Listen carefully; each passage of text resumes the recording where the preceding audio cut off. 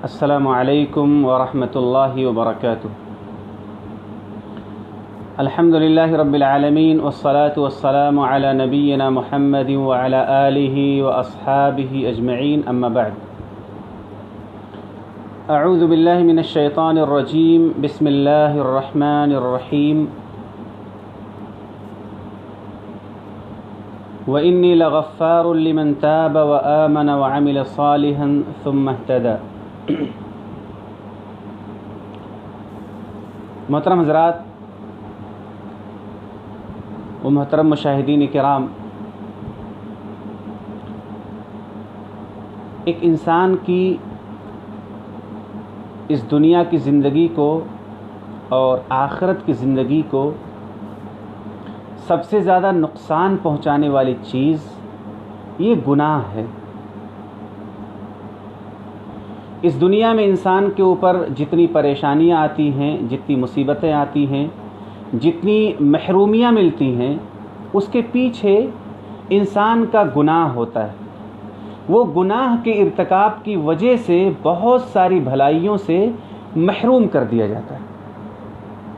اسی طرح آخرت کے دن، قیامت کے دن بھی جو لوگ اللہ کی جہنم میں داخل ہوں گے، اللہ کے غضب کے مستحق ہوں گے، اس کا بھی سبب ان کا گناہ ہوگا، ان کے جرائم ہوں گے، ان کی معصیتیں ہوں گی۔ لہٰذا یہ بات ہم اور آپ کو اچھی طرح معلوم ہونا چاہیے کہ گناہ کیا ہے۔ تو گناہ کہتے ہیں اللہ اور اس کے رسول کی نافرمانی کو، یعنی جن کاموں کا اللہ اور اس کے رسول نے حکم دیا ہے ان کاموں کو نہ کرنا یہ گناہ ہے، اور جن کاموں سے منع کیا ہے، جن کاموں سے روکا ہے، ان کاموں کا کرنا یہ گناہ ہے۔ گویا اللہ اور اس کے رسول کی مخالفت کرنا، ان کے حکم کو نہ ماننا یا منع کیے ہوئے کاموں کو کرنا یہی گناہ ہے۔ اور اس گناہ کا جب آدمی ارتکاب کرتا ہے تو اس کی زندگی میں بہت ساری منفی اور بہت سارے برے اثرات اس کی زندگی میں ظاہر ہوتے ہیں۔ اسی لیے اللہ رب العالمین نے تمام اہل ایمان کو اس بات کا حکم دیا ہے کہ وہ گناہوں سے بچیں، اور اگر گناہ ہو جائے تو وہ فوراً توبہ اور استغفار کریں، اپنے رب سے گناہوں کی معافی مانگیں۔ اور اللہ رب العالمین نے چونکہ انسان کی فطرت میں، انسان کے مزاج میں، انسان کے ماحول میں ایسی چیزیں شامل ہیں جس کی وجہ سے وہ گناہ کا ارتکاب کرے گا ہی، گناہ کا ارتکاب اس سے ہوگا۔ اللہ کے نبی صلی اللہ علیہ وسلم نے بیان فرمایا، کل بنی آدم خطاؤن، کہ ہر انسان، آدم کی ہر اولاد یہ خطا کار ہے، گنہگار ہے، اور سب سے بہترین، سب سے اعلیٰ انسان وہ ہے، سب سے بہترین خطا کار وہ ہے جو توبہ کر لے، جو استغفار کر لے، جو اپنے رب سے معافی مانگ لے۔ اور جو انسان گناہ پر گناہ کرتا رہے، توبہ نہ کرے، استغفار نہ کرے، ایسا آدمی اللہ رب العالمین کے ہاں بھی اور دنیا میں بھی اپنے گناہوں کی وجہ سے بہت ساری چیزوں سے محروم کر دیا جاتا ہے۔ ہمارے سماج میں بہت سارے لوگ ایسے ہیں جن کا کام ہی گناہ ہے، جو گناہ سے محبت کرتے ہیں، جو گناہ کی تجارت کرتے ہیں، جو گناہ میں ہی رہنا پسند کرتے ہیں، انہیں گناہ سے محبت ہو گئی۔ ایسے لوگ جو گناہ سے نکلنا ہی نہیں چاہتے، ایسے لوگ کبھی نہیں نکل پاتے، اور جو گناہ سے نکلنا چاہتے ہیں، گناہ سے انہیں اپنی زندگی کو خالی کرنا ہے، گناہ کو کم کرنا ہے، انہیں ایک اچھی اور پاکیزہ زندگی گزارنی ہے، لیکن گناہ سے وہ نکل نہیں پا رہے ہیں چاہت کے باوجود۔ اس کا کیا حل ہے؟ اس کا کیا راستہ ہے؟ آج میں آپ کے سامنے چند ایسی چیزیں رکھنا چاہتا ہوں کہ جو لوگ گناہوں کی زندگی چھوڑنا چاہتے ہیں، جو لوگ معصیتوں کی زندگی چھوڑنا چاہتے ہیں، جو لوگ بھلائی کی زندگی گزارنا چاہتے ہیں، ایسے لوگ چاہنے کے بعد بھی اپنے آپ کو اس سے الگ نہیں کر پاتے۔ ایسے لوگوں کو کن کن پوائنٹس پر زیادہ دھیان دینا چاہیے تاکہ وہ اپنے آپ کو گناہوں سے دور رکھ سکیں؟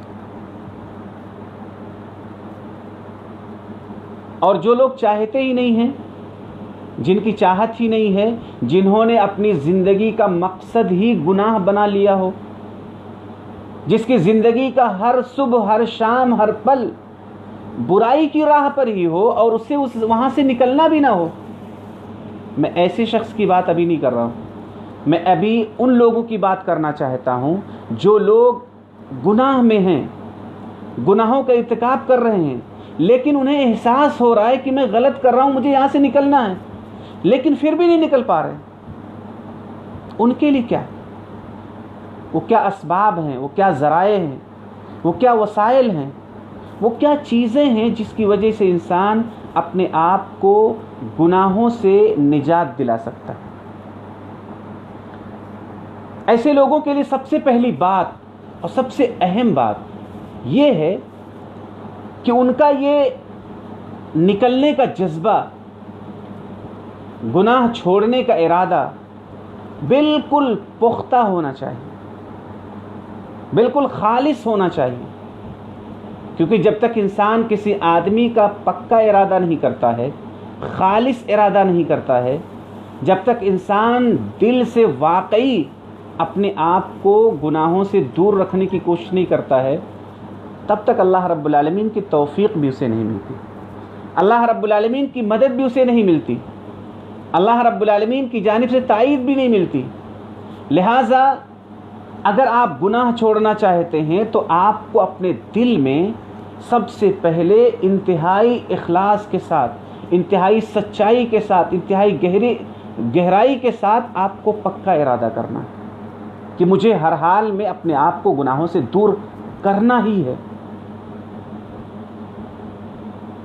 اللہ رب العالمین نے ایسے لوگوں کو نیکی کا راستہ، بھلائی کا راستہ، خیر کا راستہ دکھانے کا وعدہ فرمایا، کیونکہ جو آدمی سچا ہوگا، جو آدمی خالص ارادے والا ہوگا، جو آدمی پکا ارادہ والا ہوگا، وہ اس کے لیے محنت بھی کرے گا، وہ اس کے لیے قربانی بھی دے گا، وہ اس کے لیے اپنی بہت ساری چیزوں کو چھوڑنے کے لیے بھی تیار ہوگا۔ لیکن جس آدمی کو گناہوں میں لذت مل رہی ہو، گناہ چھوڑنے کا پکا ارادہ نہ ہو، ایسا آدمی نہیں چھوڑ سکتا۔ آپ دیکھیے نا، بہت سارے لوگ رمضان کے دنوں میں سگریٹ دن میں چھوڑ دیتے ہیں، لیکن رات کو پھر پیتے ہیں، سحری سے پہلے پیتے ہیں، افطاری کے بعد پیتے ہیں، رمضان ختم ہونے کے بعد ہی پھر ان کا سگریٹ اور بیڑی پینا شروع ہو جاتا ہے۔ کیوں جانتے ہیں؟ کیونکہ انہوں نے جتنا چھوڑنے کا ارادہ کیا تھا اتنا انہوں نے چھوڑ دیا۔ اگر انہوں نے پورا اور ہمیشہ چھوڑنے کے لیے پختہ ارادہ کیا ہوتا تو وہ ہمیشہ کے لیے چھوڑ سکتے تھے۔ اللہ رب العالمین نے فرمایا وَالَّذِينَ جَاهَدُوا فِينَا لَنَهْدِيَنَّهُمْ سُبُلَنَا وَإِنَّ اللَّهَ لَمَعَ الْمُحْسِنِينَ، اور جو لوگ ہمارے سلسلے میں بھرپور کوشش کرتے ہیں، بھرپور محنت کرتے ہیں اللہ رب العالمین کی رضا کے لیے، لَنَهْدِيَنَّهُمْ سُبُلَنَا، ہم ضرور بھی ضرور انہیں ہدایت کی راہ دکھائیں گے، ہم ضرور بھی ضرور انہیں صحیح راہ کی رہنمائی کریں گے۔ گویا آپ کا پکا اور اخلاص پر مبنی ارادہ اس بات کی دلیل ہے کہ آپ کو اللہ رب العالمین کی جانب سے توفیق ملے گی، اور آپ کا یہ پکا ارادہ آپ کو اس کے لیے قربانی دینے، اس کے لیے محنت کرنے پر بھی آمادہ کرے گا۔ لہٰذا آپ جس بھی گناہ میں ہیں، جس بھی جرم میں ہیں، اگر آپ وہاں سے نکلنا چاہتے ہیں تو آپ کو سب سے پہلے پختہ ارادہ کرنا ہوگا کہ مجھے یہ گناہ چھوڑ دینا ہے اور ہر حال میں مجھے چھوڑ دینا ہے، اور اس کے بعد آپ جب کوشش کریں گے تو اللہ رب العالمین کی توفیق سے، اللہ رب العالمین کی مدد سے آپ اس گناہ سے اپنے آپ کو دور کر سکیں۔ دوسری بات، آپ جس گناہ میں ہیں، چاہے وہ چھوٹا گناہ ہو کیونکہ بہت سارے چھوٹے گناہ پر آدمی اتنا عادی ہو جاتا ہے کہ انہیں بھی وہ نہیں چھوڑ پاتا. یا آپ بڑے گناہ میں ہیں اور آپ کو اس سے نکلنا ہے تو اس کے لیے سب سے پہلا اور دوسرا اسٹیپ یہ ہے کہ آپ اس گناہ کی شرعی حیثیت کا علم رکھیں. جو آپ گناہ کر رہے ہیں اس گناہ کے بارے میں اسلام کیا کہتا ہے، اس گناہ کی سزا اسلام نے کیا بیان فرمائی ہے، اس گناہ پر اللہ اور اس رسول کی کیا باتیں ہیں، آپ اس کا علم حاصل کیجیے. مثال کے طور پر ایک گناہ ہے نماز کا چھوڑ دینا. بہت سارے لوگ نماز سو کر کے ضائع کر دیتے ہیں. عصر کی نماز سو کر ضائع کر دیتے ہیں، فجر کی نماز سو کر کے ضائع کر دیتے ہیں، اور ایسے ہی اور نمازیں اپنے کام کی وجہ سے، غفلت کی وجہ سے اس پر دھیان ہی نہیں دیتے اور نماز ضائع کر دیتے. حدیث میں کہا گیا ہے، اللہ کے نبی صلی اللہ علیہ وسلم نے بیان فرمایا کہ میں نے دیکھا کہ ایک آدمی لیٹا ہوا ہے، صحیح بخاری کی روایت ہے، ایک آدمی لیٹا ہوا ہے اور اس کے سر کے پاس ایک شخص کھڑا ہوا ہے جس کے ہاتھ میں ایک پتھر ہے، ایک بھاری پتھر ہے. وہ کھڑا ہوا آدمی اس پتھر کے ذریعہ لیٹے ہوئے آدمی کے سر پر مارتا ہے اور پتھر پھینک کر مارتا ہے. لیٹے ہوئے آدمی کا سر چکنا چور ہو جاتا ہے، ٹوٹ کر ریزہ ریزہ ہو جاتا ہے اور پتھر لڑھکتے ہوئے کچھ دور چلا جاتا ہے. مارنے والا آدمی جاتا ہے، اس پتھر کو لے کر کے پھر آتا ہے. جب تک وہ جا کر واپس آتا ہے تب تک لیٹے ہوئے آدمی کا جو سر چورا چورا ہو گیا تھا، ٹوٹ کر ریزہ ریزہ ہو گیا تھا، اس کا سر دوبارہ صحیح ہو جاتا ہے اور وہ آدمی پھر آ کر کے اس لیٹے ہوئے آدمی کے سر پر مارتا ہے. آپ کو پتا ہے کہ انسان کا جو سر ہے یہ انسان کی باڈی کا سب سے افضل ترین حصہ ہے. اس کے اندر آنکھیں ہیں، اس کے اندر زبان ہے، اس کے اندر کان ہے، اس کے اندر دماغ ہے، اور سر نازک ہے، اس پر چوٹ انسان کو زیادہ تکلیف دیتی. اللہ کے نبی صلی اللہ علیہ وسلم نے بھیانک منظر دیکھا تو آپ نے سوال کیا کون ہے یہ؟ فرشتے نے بتایا اس آدمی کا دو گناہ ہے. ایک یہ کہ یہ فرض نمازیں چھوڑ کر کے سوتا رہتا تھا، یہ آدمی فرض نماز چھوڑ کر کے سوتا رہتا تھا اور نماز کو ضائع کر دیتا تھا، اس لیے اسے یہ سزا دی جا رہی کہ اس کا سر پتھر سے پھینک کر مار کر توڑا جا رہا ہے. اور دوسرا، اس نے قرآن یاد کیا، قرآن کا علم حاصل کیا اور پھر اسے بھلا دیا. ایسے بہت سارے جرائم ہیں جن کی سزائیں اور جن کے اوپر عذاب الہی کو قرآن و حدیث میں صاف طور سے بیان کیا گیا. تو آپ جس گناہ میں ہیں اس گناہ کی جو سزا ہے، اس گناہ کی اللہ رب العالمین کے ہاں جو برائی ہے، جو قباحت ہے، اس کو آپ جب جانیں گے، اس کا علم آپ حاصل کریں گے تو آپ کے لیے اس سے بچنا آسان ہوگا. یہ علم جتنا گہرا ہوگا اتنا ہی آپ کے لیے بچنا آسان ہوگا. اور اگر آپ کو اس برائی کے بارے میں شریعت کی تعلیم کا علم ہی نہیں ہے کہ شریعت کیا کہتی ہے تو آپ کے لیے اس سے بچنا مشکل ہوگا. مثال کے طور پر آپ گاڑی چلا رہے ہیں اور آپ کو پتا ہے کہ آگے پولیس موجود ہے. اگر آپ کے کاغذ صحیح نہیں ہیں، آپ کے پاس ڈرائیونگ لائسنس نہیں ہے، آپ جیسے آگے جائیں گے آپ کو فوراً پولیس پکڑے گی اور آپ پر فائن لگائے گی. آپ کو پتا ہے کہ ہر حال میں یہ ہونے ہی والا ہے، آپ آگے نہیں جائیں گے، آپ گاڑی روک دیں گے، آپ واپس چلے جائیں گے، آپ کچھ اور کریں گے لیکن آگے نہیں جائیں گے. کیوں؟ کیونکہ آپ کے اندر جو کمی ہے اس کمی کی وجہ سے آپ کو احساس ہے کہ آپ پر فائن لگ سکتی ہے، آپ پر مشکل آ سکتی ہے، آپ پر مصیبت آ سکتی ہے، اس لیے آپ وہ راستہ بدل دیں گے، آپ اپنی گاڑی روک دیں گے، آپ واپس چلے جائیں گے، آپ کچھ اور کریں گے.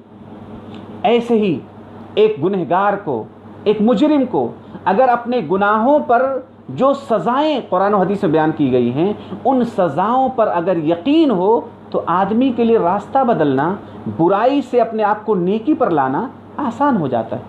یہ احساس جتنا گہرا ہوگا یہ یقین جتنا اچھا ہوگا، یہ علم جتنا اچھا ہوگا، اتنا ہی آپ کے لیے اپنے گناہوں کو چھوڑنا آسان ہوگا۔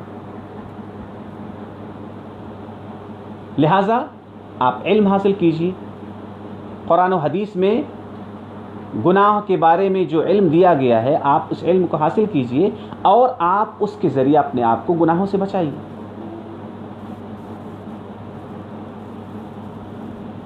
تیسری چیز اللہ رب العالمین کا ڈر ہے۔ ایک آدمی کو گناہوں سے بچنے کے لیے اللہ رب العالمین کے ڈر کی ضرورت ہے، اللہ کے خوف کی ضرورت ہے، اللہ کے خشیت کی ضرورت ہے۔ اور یہ اللہ کا خوف، اللہ کا ڈر، آپ کہیں بھی ہوں، اللہ کا ڈر آپ کو گناہوں سے روکنے میں بہت زیادہ مددگار ہے۔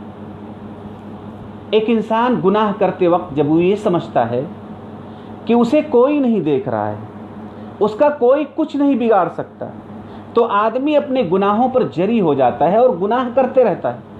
لیکن اگر اسے اس بات کا احساس ہو کہ اللہ رب العالمین مجھ پر قدرت رکھتا ہے، مجھ پر طاقت رکھتا ہے، وہ میرے ان جرائم کا پورا علم رکھتا ہے، وہ جب چاہے مجھے سزا دے سکتا ہے، جب چاہے مجھے عذاب میں مبتلا کر سکتا ہے، میرے ساتھ کچھ بھی کر سکتا ہے، اور میں اس کی نافرمانی کر رہا ہوں، یہ اللہ رب العالمین کا ڈر، یہ اللہ کا خوف انسان کو اللہ رب العالمین کے معصیت سے، اللہ کی مخالفت سے انسان کو روکتا ہے۔ اللہ رب العالمین نے قرآن کریم میں ارشاد فرمایا، انما یخشی اللہ من عبادہ العلماء، بے شک اللہ رب العالمین کے بندوں میں سے اللہ کے علماء بندے سب سے زیادہ ڈرتے ہیں۔ علماء ہی اللہ سے کیوں ڈرتے ہیں؟ کیونکہ ان کے پاس علم ہے۔ اسی طرح جس مسلمان کے پاس بھی علم ہوگا اللہ کے بارے میں، گناہوں کے بارے میں، اللہ کی عظمت، اللہ کی قدرت، اللہ کی بڑائی کے بارے میں جتنا زیادہ علم ہوگا، یہ علم آپ کے اندر اللہ کا خوف پیدا کرے گا، یہ علم اللہ رب العالمین کا ڈر آپ کے دل میں پیدا کرے گا، اور یہ ڈر آپ کو گناہوں سے، آپ کو معصیتوں سے روکنے میں زبردست مددگار ہے۔ جب انسان بے خوف ہو جاتا ہے کہ اس کا کون کیا کر لے گا، اس کا کوئی کون کیا بگاڑ سکتا ہے، جب آدمی یہ سوچنے لگتا ہے تو وہ اپنے گناہوں پر اور زیادہ اصرار کرنے لگتا ہے اور گناہوں میں اور زیادہ آگے بڑھ جاتا ہے۔ لیکن اگر ایک انسان کے اندر یہ ڈر ہو کہ میں یہ جو کر رہا ہوں یہ غلط ہے، اور اس غلطی پر اللہ رب العالمین میرے دل کی دھڑکن روک سکتا ہے، میرے رگوں میں دوڑنے والا خون روک سکتا ہے، میری سانسیں روک سکتا ہے، میری زندگی کو روک سکتا ہے، یہ ڈر انسان کو گناہوں سے روک دیتا ہے۔ اور یہ ڈر کیسے آئے گا؟ جب آپ اللہ کے بارے میں جانیں گے، اللہ کی عظمت کو جانیں گے، اللہ کی بڑائی کو جانیں گے۔ اور اگر آپ کے پاس اللہ کے بارے میں پتہ ہی نہیں ہے، جو اللہ آپ کی زندگی چلا رہا ہے، جس اللہ نے بارش برسائی ہے، جو اللہ آپ کی روزی کا انتظام کرتا ہے، جس نے یہ آسمان، یہ زمین، یہ سورج، یہ چاند، یہ پوری کائنات بنائی ہے، جو آپ کے دل کے بھیتر کیا ہے وہ جانتا ہے، آپ اس کے بارے میں جب جانیں گے تو اگر آپ اپنے کمرے میں اکیلے ہوں اور کوئی گناہ کر رہے ہوں، آپ کو کوئی بھی نہ دیکھ رہا ہو، تو بھی اللہ کا ڈر آپ کو گناہوں سے روک دے گا۔ یہ گناہ انسان کی زندگی کو برباد کرتا ہے، اور اللہ کا ڈر آپ کو اس بربادی سے روک دیتا ہے۔ لہٰذا آپ علم حاصل کیجئے، اور علم حاصل کرنے کے ساتھ ہی آپ اللہ کے علم کی وجہ سے اپنے دل میں اللہ کا ڈر پائیں گے، اور آپ علم سے جتنا دور ہوں گے اتنا ہی زیادہ آپ کے لیے گناہوں سے نکلنا مشکل ترین ہوگا، نہیں نکل پائیں گے۔ لیکن اگر ڈر ہوئی اللہ رب العالمین کا کہ اس کے فرشتے ہمارے ساتھ ہیں، اللہ رب العالمین خود ہمیں دیکھ رہا ہے، اللہ رب العالمین قیامت کے دن ہمارے ہر عمل کا حساب لینے والا ہے، اللہ رب العالمین ترازو قائم کرے گا اور ہماری ہر اچھائی اور برائی کو تولے گا، یہ ڈر، یہ خوف آپ کو برائیوں سے روکنے میں زبردست مدد کرنے والا ہے۔ چوتھی چیز، یہ جو نیکی ہے یہ عزت کا راستہ ہے، یہ جو بھلائی ہے یہ انسان کی شرافت کی پہچان ہے، اور جو گناہ ہے یہ ذلت کا کام ہے، یہ گھٹیا کام ہے، یہ چھوٹا کام ہے۔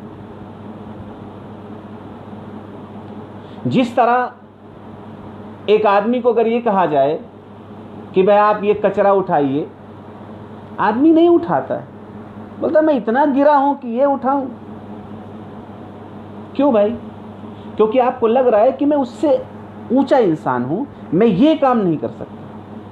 تو اسی طرح جتنے گناہ ہیں، جتنے جرائم ہیں، وہ سب گھٹیا کام ہیں، وہ سب برا کام ہے، وہ سب ذلیل کام ہے۔ ایک انسان اگر یہ محسوس کر لے کہ جب وہ گناہ کرتا ہے تو وہ در حقیقت وہ ذلیل ہوتا ہے، وہ اپنے آپ کو گراتا ہے، وہ اپنے آپ کو گھٹیا بناتا ہے۔ اور کون آدمی ہے، کون انسان ہے جو یہ پسند کرتا ہے کہ وہ گھٹیا ہو، وہ کمتر ہو، وہ ذلیل ہو؟ کوئی نہیں پسند کرتا۔ ہر آدمی چاہتا ہے کہ اس کا نام عزت کے ساتھ لیا جائے، اس کا نام احترام کے ساتھ لیا جائے، لوگ اسے محبت سے پکارے، اسے عزت سے پکارے، سماج میں اس کا ایک مقام ہو، ہر آدمی پسند کرتا ہے۔ ذلت کسی کو پسند نہیں ہے۔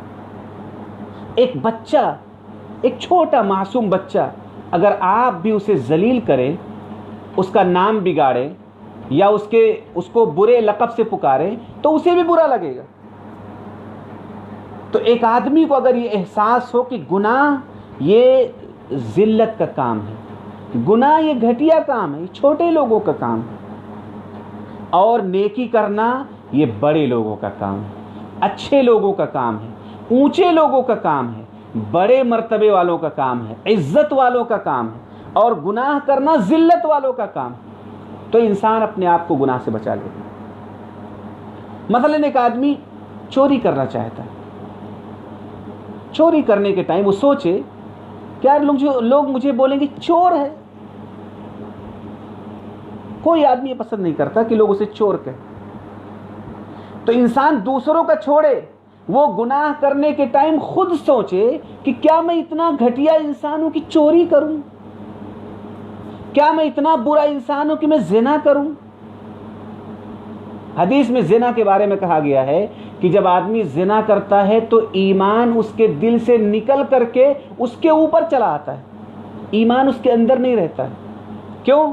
کیونکہ زنا کرنے کے ٹائم، دوسری عورت کے ساتھ غلط کرنے کے ٹائم وہ اتنا گر جاتا ہے کہ اس کے پاس ایمان ہونا ایمان کی توہین ہوتی ہے۔ اسی طرح سے شراب پینے والا اتنا گر جاتا ہے شراب پینے کے وقت کہ اس کے اندر سے ایمان نکل کر اس کے سر کے اوپر چلا جاتا ہے۔ حالت زنا میں، شراب پینے کی حالت میں انسان اس قدر ذلیل ہو جاتا ہے، اتنا نیچے لیول پر پہنچ جاتا ہے کہ وہ اس لائق نہیں ہوتا ہے کہ اس کے اندر ایمان باقی رہے، ایمان اس کے اندر سے نکال لیا جاتا ہے۔ تو اگر ایک آدمی یہ سوچے کہ گناہ یہ ذلت کا کام ہے اور میں ذلیل کام کروں، میں گھٹیا کام کروں، میں اپنے اونچے مقام سے اٹھ کر کے نیچے مقام پر جاؤں، یہ میرے بس کی بات نہیں ہے۔ یہ عزت نفس کی شرافت کا، نفس کی عزت کا، اپنی عزت کا خیال رکھنے والا انسان بھی گناہوں سے بچ جاتا ہے۔ اللہ رب العالمین نے ارشاد فرمایا، قد افلح من زکاها وقد خاب من دساها۔ اللہ رب العالمین نے فرمایا کہ ہر انسان کے اندر اللہ نے دونوں قسم کے جذبات رکھے۔ انسان کے اندر برائی کرنے کے بھی جذبات ہیں اور بھلائی کرنے کے بھی جذبات ہیں۔ فَأَلْهَمَهَا فُجُورَهَا وَتَقْوَاهَا، اللہ نے فسق و فجور کے بھی جذبات رکھے اور اللہ نے تقوی، پرہیزگاری، نیکی اور بھلائی کے جذبات بھی رکھے۔ اس کے بعد اللہ تعالیٰ فرماتا ہے قد افلح من زکاها، وہ انسان کامیاب ہو گیا جس نے اپنے آپ کا تزکیہ کیا، اپنے آپ کو پاک صاف کیا، اپنے اندر سے برے عیب کو، کمیوں کو، خرابیوں کو نکالا اور وہاں پر اچھے خوبیوں کو، اچھے حسنات کو، اچھے خیر کو اپنے اندر ڈالا، وہ انسان کامیاب ہو گیا۔ وَقَدْ خَابَ مَنْ دَسَّاهَا، اور وہ انسان ناکام ہو گیا جس نے اسے مٹی میں ملا دیا۔ گویا انسان گناہ کر کے اپنے آپ کو مٹی میں ملا دیتا ہے، اپنے آپ کو ذلیل کر دیتا ہے۔ تو اگر آپ کو گناہ سے پہلے یہ سوچنا ہے کہ کیا میں اتنا ذلیل انسان ہوں، کیا میں اتنا گھٹیا انسان ہوں کہ چوری کروں، زنا کروں، شراب پیوں، ظلم کروں، اگر آپ ذلیل ہیں تو آپ کیجئے، لیکن ہر آدمی چاہتا ہے کہ وہ ذلیل نہ ہو، لہٰذا نفس کی عزت کا یہ احساس اسے گناہوں سے روک دے گا۔ اسی طرح سے اس بات کا احساس، اس بات کا یقین کہ اللہ رب العالمین معصیت کی وجہ سے، گناہ کی وجہ سے انسان کے پاس موجود نعمتوں کو چھین لیتا ہے۔ قرآن و حدیث میں اس بات کو بتایا گیا ہے کہ جب آپ گناہ کرتے ہیں تو آپ کے پاس موجود نعمتیں اللہ رب العالمین چھین لیتا ہے، آپ بہت ساری نعمتوں سے محروم کر دیے جاتے ہیں، اور یہ بات بالکل یقینی ہے۔ جیسا کہ اللہ رب العالمین نے سورہ قلم کے اندر ارشاد فرمایا کہ ایک کسان انسان تھا جس کے پاس ایک باغ تھا۔ وہ کیا کرتا، اپنے پھل کے باغ کو اپنے لیے بھی استعمال کرتا اور غریبوں میں بھی تقسیم کرتا۔ جب اس کسان کا انتقال ہو گیا، اس کی فوت ہو گئی، وہ فوت ہو گیا، تو اس کے جو اولاد تھے اور اس کے وارث ہوئے تو انہوں نے کہا کہ میرا والد اور میرے باپ تو انتہائی سادہ دل انسان تھے، یہ غریبوں کو دینا اپنا مال برباد کرنا ہے۔ انہوں نے کیا پلان بنایا کہ ہم لوگ اپنے باغ کا پھل رات میں جا کر کے توڑ لیں گے اور پورا پھل رات میں توڑ کر ہی اپنے گھر پہ لے آئیں گے۔ توڑنے کے ٹائم پر نہ کسی غریب کو پتہ چلے گا، نہ کوئی غریب مانگنے آئے گا، نہ کسی کو دینا پڑے گا۔ یہ انہوں نے ایک ہوشیاری دکھائی، لیکن در حقیقت وہ گناہ کر رہے تھے۔ گناہ کیا تھا؟ غریبوں کا حق مارنا۔ غریبوں کا جو حق تھا اسے ہضم کرنے کے ارادے سے انہوں نے یہ پلاننگ کیا کہ فصل کو ہم لوگ رات میں ہی کاٹ لیں گے تاکہ کسی کو دینا نہ پڑے۔ اللہ رب العالمین نے ان کے پورے باغ کو جلا کر خاکستر کر دیا۔ تب انہیں احساس ہوا اور انہوں نے توبہ بھی کیا۔ تو اس قصے میں یہ بتایا گیا ہے کہ جب آپ جرم کرتے ہو تو اللہ رب العالمین آپ کے پاس موجود نعمت کو چھین لیتا ہے، اور یہ بالکل یقینی ہے۔ قرآن کریم میں کئی جگہ پر اللہ رب العالمین نے اس بات کو بتایا کہ جب آپ جرم کرتے ہیں، جب آپ گناہ کرتے ہیں تو آپ کے پاس موجود بہت ساری نعمتوں کو اللہ تعالیٰ چھین لیتا ہے۔ ایک بہت بڑی نعمت ہے دل کا سکون۔ ایک آدمی جب نیکی کرتا ہے، بھلائی کرتا ہے، تو اس کے دل میں اللہ تعالیٰ سکون ڈالتا ہے، لیکن جیسے آپ گناہ کرتے ہیں دل کا وہ سکون ختم ہو جاتا ہے۔ دل میں بے چینی آتی ہے، دل میں بے قراری آتی، دل میں پریشانی آتی، دل میں کھٹک آتی، اور دل کا سکون غارت ہو جاتا ہے۔ یہ اس شخص کے لیے ہوتا ہے جو انسان گناہ کرتا ہے۔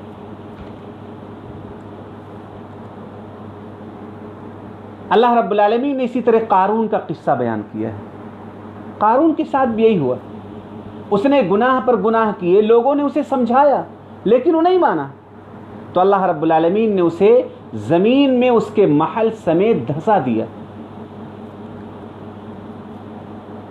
تو اس سے پتہ یہ چلا کہ اگر آپ کوئی گناہ کر رہے ہو، کسی کے ساتھ ظلم کر رہے ہو، کسی کا حق مار رہے ہو، کسی کو ستا رہے ہو، کوئی خیانت کر رہے ہو، تو آپ کو یہ احساس ہونا چاہیے کہ میرے اس جرم کی وجہ سے، میرے اس گناہ کی وجہ سے میرے پاس موجود کوئی نہ کوئی نعمت اللہ رب العالمین چھیننے والا ہے، کیونکہ آپ گناہ کر کے ثابت کر رہے ہو کہ آپ اس نعمت کے لائق ہی نہیں ہو۔ لہٰذا اگر آپ گناہوں سے بچنا چاہتے ہیں تو آپ کو یہ احساس اس وقت ہونا چاہیے کہ آپ اس جرم کے بدلے کوئی نہ کوئی نعمت سے آپ کو محرومی ہونے ہی والی. لہٰذا یہ احساس انسان کو گناہ سے روکنے میں زبردست مدد کرنے والا ہے. اسی طرح سے اللہ رب العالمین کی محبت،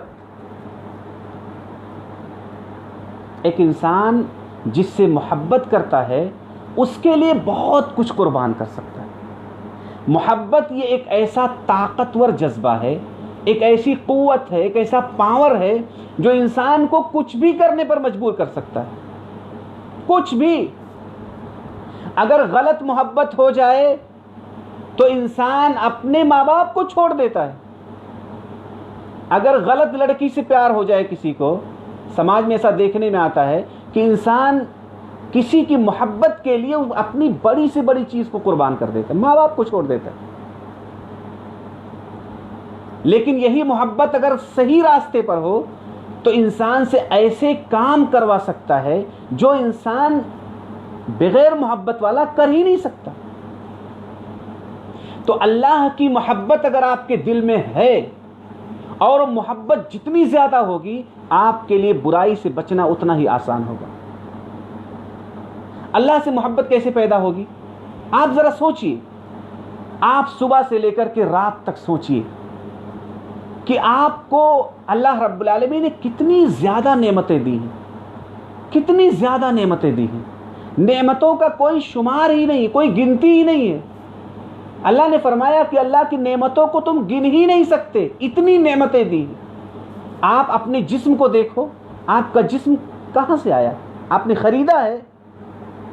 نہیں خریدا آپ نے. آپ کے ماں باپ نے خریدا ہے؟ نہیں خریدا ہے. یہ آپ کی باڈی اللہ رب العالمین نے آپ کو بطور تحفہ کے دی ہے. آپ اس زمین پر آئے ہیں، یہ ہوائیں چل رہی ہیں، دھوپ نکل رہا ہے، بارش ہو رہی ہے، روزی کا سلسلہ چل رہا ہے. آپ کھا رہے ہو، سو رہے ہو، جاگ رہے ہو، بات کر رہے ہو. یہ ساری نعمتیں جو آپ کے اوپر بارش ہو رہی نعمتوں کی، ان نعمتوں کی آپ نے قیمت ادا کی ہے؟ آپ قیمت دے ہی نہیں سکتے.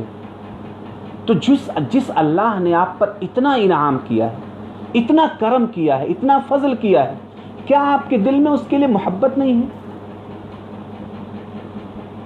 اگر آپ پریشان ہوں، آپ کے جیب میں ایک پیسہ نہ ہو، اگر کوئی آپ کو آ کر کے صرف 100-200 روپے دے دے، آپ کے دل میں اس کے لیے محبت آ جائے گی کہ کتنا اچھا آدمی ہے، جب میرے پاس کچھ بھی نہیں تھا تو اس مصیبت میں اس نے میری مدد کی. تو آپ سوچئے کہ آپ نے اللہ کو کیا دیا ہے؟ کچھ نہیں دیا ہے، کیونکہ اللہ رب العالمین کو ضرورت ہی نہیں ہے. اللہ تعالیٰ تو آپ کو صرف دے رہا ہے. اگر ایک دن کی نیند آپ سے چھین لی جائے، آپ کا دماغ، آپ کا دل دونوں ڈسٹرب ہو جائے گا.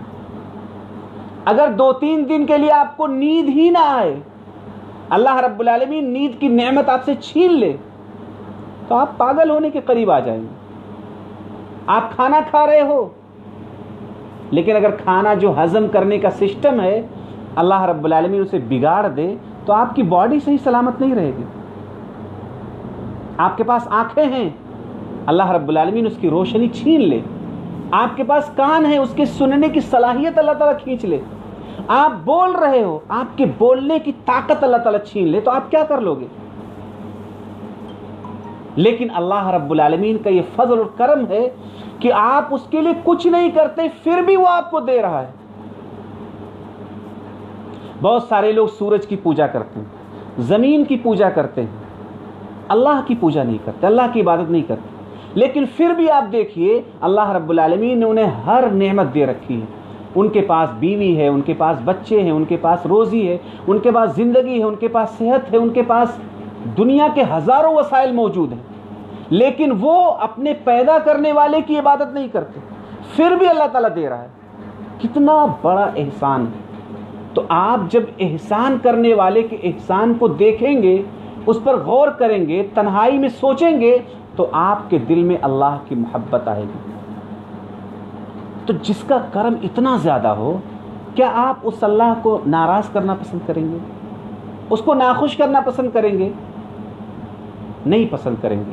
ایک اچھا انسان، ایک بہترین انسان جس نے اس کے ساتھ احسان کیا ہو، اپنے محسن کے ساتھ وہ برائی کرنا پسند نہیں کرتا، اس کو ناراض کرنا پسند نہیں کرتا، وہ چاہتا ہے وہ خوش رہے۔ اور یہی محبت، اللہ سے یہی محبت آپ کو اس بات پر آمادہ کرے گی کہ آپ اللہ کو ناراض نہ کریں، آپ اللہ کو غصہ نہ کریں، آپ اللہ کے منع کیے ہوئے کاموں کو نہ کریں۔ یہ محبت آپ کو گناہوں سے روکنے کے لیے زبردست مددگار ہے۔ لیکن یہ محبت کب پیدا ہوگی؟ جب آپ بیٹھ کر سوچیں گے کہ آخر یہ جو ہوا چل رہی ہے، اس ہوا کا پیمنٹ کیا ہے؟ ہم نے اس کے لیے کیا کیا ہے؟ کچھ نہیں کیا ہے، پھر ہمیں کیوں مل رہا ہے؟ ہمیں اس لیے مل رہا ہے کیونکہ اللہ بہت زیادہ احسان کرنے والا ہے۔ یہ اس کے احسان کا حصہ ہے کہ مفت میں آپ کو ہوا دے رہا ہے۔ آپ کی زندگی کا جو سسٹم ہے وہ سب کچھ اللہ کے فضل و کرم کی وجہ سے۔ لہٰذا اللہ رب العالمین کی نعمتوں کو یاد کیجیے، اللہ کی نعمتوں پر غور کیجیے، چھوٹی چھوٹی نعمتوں پر غور کیجیے، تو آپ کو پتہ چلے گا کہ ان نعمتوں کی وجہ سے آپ کی زندگی آسان ہے۔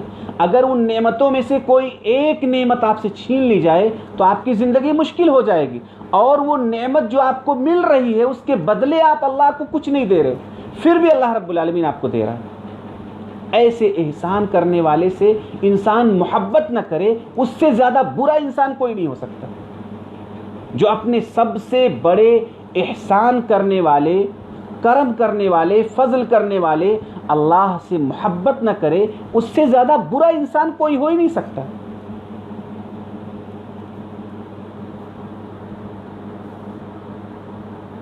لہٰذا اللہ کی نعمتوں کا احساس کیجیے اور اپنے دلوں میں اللہ کی محبت پیدا کیجیے، اور اس محبت کی وجہ سے آپ انشاءاللہ اللہ رب العالمین کی نافرمانی سے، اللہ کی مخالفت سے اپنے آپ کو بچا سکیں گے۔ آپ سوچئے کہ آپ جو گناہ کر رہے ہو، اس گناہ کی وجہ سے اگر ایسا ہو کہ اللہ تعالیٰ میری آنکھیں چھین لے، میرے کان کو چھین لے، میری زبان کو چھین لے، میرے دل کو روک دے، تو میں کیا کر لوں گا؟ اور جو اتنا سب کچھ کر رہا ہے، میں اس کو خوش نہ کروں تو ناراض بھی نہ کروں۔ تو محبت بہت طاقتور جذبہ ہے، اور اس محبت کی وجہ سے آپ اپنے آپ کو گناہوں سے روک سکتے ہیں۔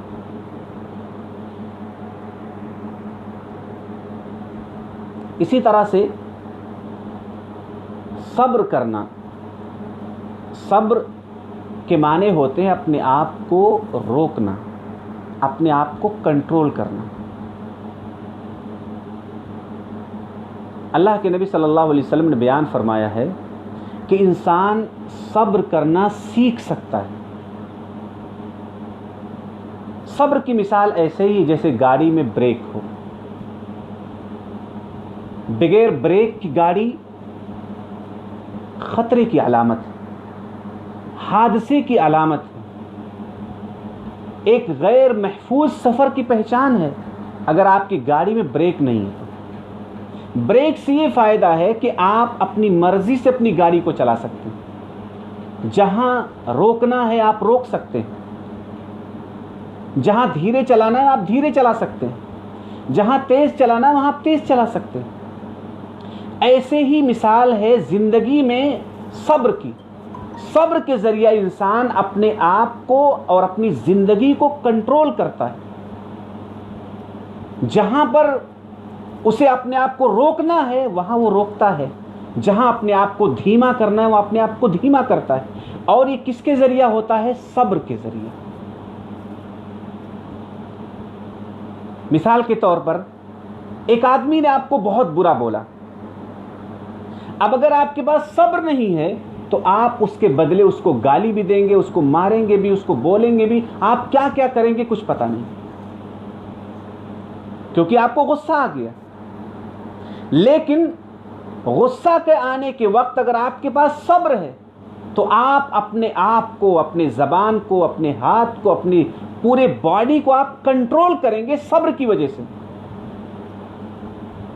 اور اس کے بعد آپ سوچیں گے کہ سامنے والے کے ساتھ کیا کرنا ہے.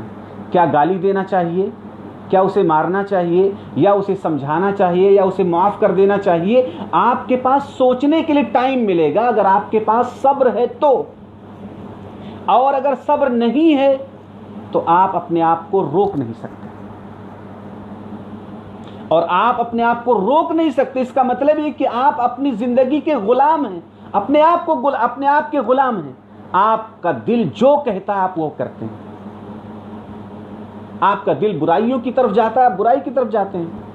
آپ کا دل کہتا ہے کہ فلاں کو گالی دینا چاہیے, مارنا چاہیے, حرام کاری کرنا چاہیے, زنا کاری کرنا چاہیے, آپ وہ کر رہے ہیں. لیکن اگر آپ کے پاس صبر ہے تو آپ کیا کریں گے, اپنے آپ کو روکیں گے اور یہ سوچیں گے کہ کیا یہ کام کرنا میرے لیے ٹھیک ہے, کیا یہ کام کرنا میرے لیے اچھا ہے, کیا اس کا انجام اچھا ہے. یہ صبر کی وجہ سے ہوگا. اسی لیے قرآن و حدیث میں صبر کا مقام, صبر کا مرتبہ, صبر کی فضیلت بہت زیادہ بیان کی گئی ہے, کیونکہ صبر والا انسان ہی سمجھدار انسان ہوتا ہے. صبر والا انسان ہی سوچ اور سمجھ کر کے زندگی گزارنے والا انسان ہوتا ہے. اس گاڑی کی طرح نہیں ہوتا جس کا بریک ہی نہ ہو اور گاڑی ہائی سپیڈ میں چل رہی ہو. وہ کس کو مارے گی, کس کے ساتھ ایکسیڈنٹ کرے گی, کچھ پتہ نہیں ہے, کیونکہ اس کے پاس کنٹرول نہیں ہے, اس کے پاس صبر نہیں ہے. اسی طرح جس انسان کے پاس صبر نہیں ہوتا ہے وہ ہر چیز میں گھستا ہے اور اپنے آپ کو کسی بھی چیز سے روک نہیں پاتا ہے. روک کر سوچنے کے لیے کہ میرے لیے اچھا کیا ہے, برا کیا ہے, کس چیز کا انجام اچھا ہونے والا ہے, کس چیز کا انجام برا ہونے والا ہے, اس کے لیے آپ کو صبر کی ضرورت ہے. اور اللہ کے نبی صلی اللہ علیہ وسلم فرماتے ہیں وَمَن يَتَصَبَّرْ يُصَبِّرْهُ اللَّهُ, جو انسان صبر کرتا ہے, صبر سیکھتا ہے, اللہ رب العالمین اسے صبر دیتا ہے. یعنی کوئی انسان یہ نہ کہے کہ بھئی مجھ سے صبر ہی نہیں ہوتا ہے. بھئی صبر سیکھ سکتے ہیں آپ. اپنے آپ کو کنٹرول کرنا, اپنی زبان کو, اپنے دل کو, اپنے دماغ کو روکنا, یہ آپ سیکھ سکتے ہیں اگر آپ کے اندر یہ چیز نہیں ہے. کیونکہ بغیر صبر کے زندگی اچھی گزر ہی نہیں سکتی. جو انسان بے صبرہ ہے وہ انسان کبھی بھی ایک اچھا انسان نہیں بن سکتا. ایک اچھا باعزت اور نیک انسان بننے کے لیے آپ کے اندر صبر ہونا ضروری ہے. صبر یہ انسان کو سمجھدار بنا دیتا ہے. یہ صبر انسان کو گناہوں سے روکنے میں مدد کرتا ہے. صبر انسان کو بھلائی اور برائی میں تمیز کرنے کا سبق سکھاتا ہے. صبر ایک انسان کو خطرناک حادثات سے روک دیتا ہے. لہذا اگر آپ گناہ سے بچنا چاہتے ہیں تو آپ کو اپنے اندر صبر پیدا کرنا ہوگا, اور یہ صبر آپ کو گناہوں سے روکنے میں زبردست مددگار ہوگا. اسی طرح سے ایک چیز اور ہے, وہ یہ چیز ہے جو سب سے اہم ہے کہ ایک آدمی کو اگر یہ بات سمجھ میں آ جائے کہ ہمیں ایک دن مرنا ہے اور مرنے کے بعد ہمیں اللہ کے پاس جانا ہے, اور مرنے کے بعد یہاں پر جتنی چیزیں ہیں وہ ساری کی ساری چیزیں چھوڑ کر جانا ہے. جس زمین کے لیے آپ لڑائی کرتے ہو, جن بچوں کے لیے آپ دوسروں کے ساتھ جھگڑتے ہو, جس گھر کے لیے آپ حرام کاری کرتے ہو, جس بھی دنیا کے ساز و سامان کے لیے آپ جرائم اور گناہ کرتے ہو, وہ تمام کی تمام چیزیں آپ کی موت کے ساتھ ہی آپ سے الگ ہو جانے والی. آپ کے ساتھ کیا جائے گا؟ آپ کا وہ کام, آپ کا وہ سلوک, آپ کا وہ رویہ, آپ کا وہ عمل جو آپ نے اس دنیا میں کیا وہ آپ کے ساتھ جائے گا. باقی ہر چیز آپ کو چھوڑ کر جانا ہے. یہاں تک کہ بیوی بچوں کو بھی آپ کو چھوڑ کر جانا ہے, وہ بھی آپ کے ساتھ جانے والے نہیں. لہٰذا موت کا یہ یقین کہ مرنے کے بعد تو سب کچھ چھوڑ کر جانا ہے, انسان کو گناہوں سے روکنے کے لیے زبردست مددگار ہے. اور اس بات کا یقین کہ مرنے کے بعد کی جو زندگی ہے, قبر کی جو زندگی ہے, مرنے کے بعد جو اللہ کے پاس حاضری کی زندگی ہے, ان سب میں جو کام آنے والی چیز ہے وہ آپ کی نیکی ہے, اور جو آپ کو برباد کرنے والی چیز ہے وہ آپ کے گناہ ہے. لہٰذا مرنے کے بعد کی زندگی کو اگر اچھا بنانا ہے تو آپ کو نیکی کی راہ اپنانی ہے, اور اگر مرنے کے بعد کے عذاب کے لیے آپ تیار ہیں, جہنم کے لیے تیار ہیں, اللہ کے غضب کے لیے تیار ہیں, تو پھر آپ اپنے آپ کو گناہوں میں ڈالے رکھیے. لیکن اگر آپ کو مرنے کے بعد بھلائی چاہیے تو پھر آپ کو موت کو ہمیشہ یاد رکھنا چاہیے. ہر گناہ کے وقت آپ موت کو یاد رکھیے کہ اگر میری موت ابھی ہو جائے تو میں اس گناہ کے ساتھ اللہ کے سامنے کیسے حاضر ہوں گا. لہٰذا اپنے آپ کو گناہوں سے پہلے، گناہوں کے وقت، گناہ کرتے وقت آپ اس بات کا احساس کیجئے کہ موت کا تو پتہ نہیں کب آئے گی، اور اگر ابھی اس گناہ کے ٹائم ہی آ جائے تو کیا ہوگا. یہ احساس آپ کو گناہوں سے روک دے گا. اللہ رب العالمین ہم سب کو، یہ چند اسباب تھے جو میں نے آپ کے سامنے بیان کیے اور وقت بھی کافی زیادہ ہو گیا.